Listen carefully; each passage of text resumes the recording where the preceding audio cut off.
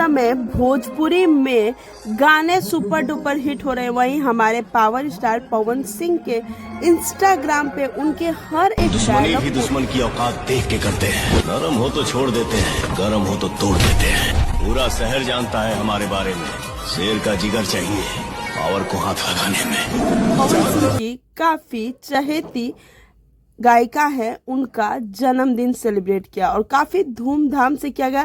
काफी लोग भी वहां पहुंचे और उसके बाद आज सुबह सुबह उनका एक गाना आया, हमार पियवा।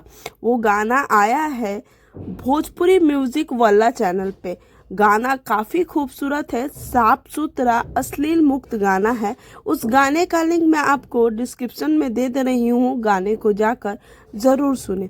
बता दो कि शिल्पी राज ने इस गाने में काफी अच्छे से गाने को गाया है। वैसे भी पिया या उनका जो राग है, जो वो भोजपुरी में एक बहुत ही सुरीला गाती हैं, जो कि एक रोमांटिक स्टाइल का गाना है। और इस गाने के वीडियो में है रानी एक्ट्रेस, जो कि 4 चांद लगा रही है। वो किसी भी गाने में रहती है तो गाना सुपर डुपर हिट ही रहता है।